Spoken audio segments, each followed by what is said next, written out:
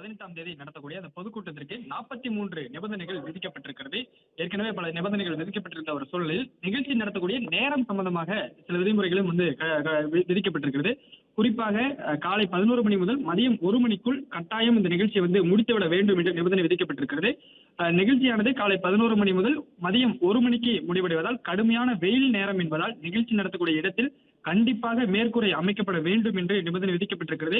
அவ்வாறு மேற்கூரை அமைக்க தவறும் பட்சத்தில் அதனால் ஏற்படும் பாதிப்புகளுக்கு தாங்களே, அதாவது கட்சி பொதுக்கூட்டத்தை நடத்தக்கூடிய சம்பந்தப்பட்ட கட்சியினரே பொறுப்பு என்று நிபந்தனையானது விதிக்கப்பட்டிருக்கிறது.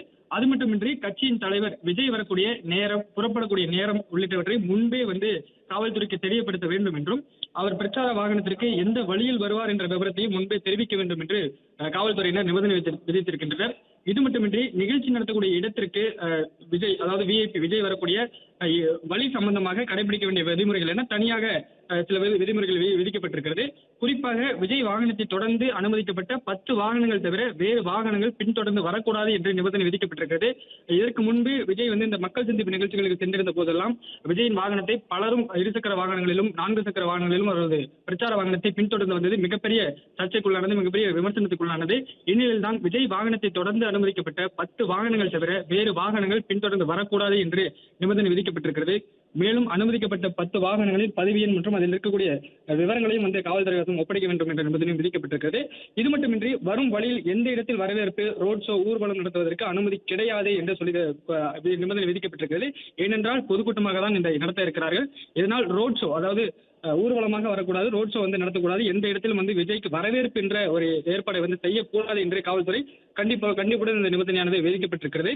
இது மட்டுமின்றி விஜய் வருவதற்கான மாற்று வழித்தடம் பற்றிய விவரத்தையும் தெரிவிக்க வேண்டும். அது மட்டுமின்றி பொதுமக்கள் வர வேண்டிய பாதை மற்றும் வாகனங்களை நிறுத்தக்கூடிய இடம், எந்தெந்த பகுதியிலிருந்து எத்தனை வாகனங்களில் தொண்டர்கள் வருகிறார்கள், பொதுமக்கள் வருகிறார்கள், அந்த பகுதி பொறுப்பாளர்கள் பற்றிய விவரம் அலைபேசி எண்ணுடன் காவல்துறை சம்மதிக்க வேண்டும் என்று குறிப்பிடப்பட்டிருக்கிறது.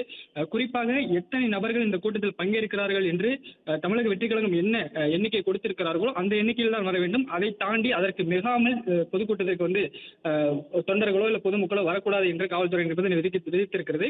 குறிப்பாக சேலம் டு கோவை செல்லக்கூடிய தேசிய நெடுஞ்சாலை வழியாக வருபவர்கள் சர்வீஸ் ரோடு வழியாக பாலத்தின் கீழ் வரதுபுரம் திரும்பி, அதாவது எந்த வழியாக அந்த நாளன்று, அதாவது விஜய் வரக்கூடிய நாளன்று 18ஆம் தேதி பொதுக்கூட்டம் நடைபெறக்கூடிய நாளன்று போக்குவரத்து மாற்றம் குறித்த தகவல்களையும் காவல்துறையினர் தெரிவித்திருக்கின்றனர். குறிப்பாக நிகழ்ச்சி வரக்கூடிய தொண்டர்கள் மற்றும் பொதுமக்கள் வாகனங்கள் நிறுத்தக்கூடிய இடம் செல்ல போதுமான அறிவிப்பு பலகைகள் வைக்க வேண்டும் என்று காவல்துறை நிபந்தனை விதித்திருக்கிறது. நிகழ்ச்சிக்கு வரக்கூடிய வாகனங்கள் அனைத்து போக்குவரத்து விதிமுறைகளை கண்டிப்புடன் கடைபிடிக்க வேண்டும் என்றும் நிபந்தனையானது விதிக்கப்பட்டிருக்கிறது. இவ்வாறாக மொத்தமாக 43 நிபந்தனைகள் விதிக்கப்பட்டிருக்கிறது.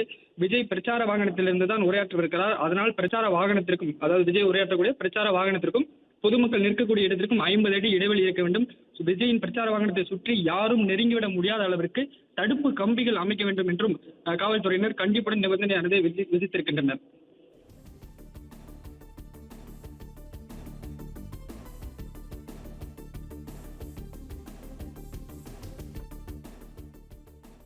பிளே ஸ்டோர் மற்றும் ஆப் ஸ்டோரில் இருந்து பாலிமர் செயலியை QR கோடு மூலம் பதிவிறக்கம் செய்யுங்கள். செய்திகளை உடனுக்குடன் பெறுங்கள்.